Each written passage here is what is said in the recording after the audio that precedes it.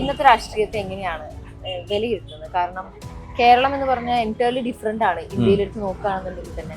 അങ്ങനെ മൊത്തത്തിൽ ഒരു രാഷ്ട്രീയത്തെ എങ്ങനെയാണ് നോക്കുന്നത്? കേരളത്തിൽ ഇടതുപക്ഷ രാഷ്ട്രീയം പെട്ടെന്ന് തകരില്ല. കാരണം ഇത് ആഴത്തിലാണ് വേര്. ഓക്കെ, ഇത് അങ്ങനെ ഡെവലപ്പ് ചെയ്ത് വന്ന ഒരു മൂവ്മെന്റ്. നവോത്ഥാന പ്രസ്ഥാനങ്ങളെ തുടർച്ച, കമ്മ്യൂണിസ്റ്റ് പാർട്ടി ഉണ്ടായി. പിന്നീട് ആ പാർട്ടിയുടെ ഭാഗമായിട്ട് ഏറ്റവും ജനകീയ നേതാക്കന്മാർ EMS, AKG, EMS ആലത്തൂർ മത്സരിച്ചിട്ടുണ്ട്.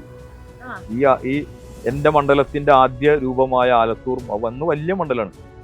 ഞാൻ നിങ്ങളെ ജനിക്കുന്നതിന് മുമ്പ് 1977 അടിയന്തരാവസ്ഥക്ക് ശേഷം മത്സരിച്ചപ്പോൾ ഇവിടെ ജയിച്ചു. ഇങ്ങനെ ഏറ്റവും ജനകീയരായ വളരെ കപ്പാസിറ്റിയുള്ള ലീഡർമാരുടെ ഒരു തുടർച്ച എക്കാലത്തും ഉണ്ടായി. EK നായനാർ, PS, പിണറായി വിജയൻ, കോടിയേരി, ഇനിയും ഉണ്ടാകാം. അപ്പം അതുകൊണ്ട് അതിൻ്റെ ഒരു പ്രത്യേക ഘട്ടം രൂപത്തിൽ താഴെ തലം മുതൽ ഇതിൻ്റെ ഏറ്റവും പ്രധാനപ്പെട്ട കരുത്ത് ലോക്കൽ തലങ്ങളിലെ ഏറ്റവും ജനകീയ നേതാക്കന്മാർ ഏത് ഇഷ്യൂസിനും ഇടപെടാൻ സാധിക്കുന്നു. അതുകൊണ്ടാണ് ഈ തദ്ദേശ സ്വയംഭരണ തെരഞ്ഞെടുപ്പിലെല്ലാം ലെഫ്റ്റ് ഇടതുപക്ഷ ആധിപത്യം ഉണ്ടാവുന്നത്. അത് അടർത്തി മാറ്റാൻ പറ്റില്ല.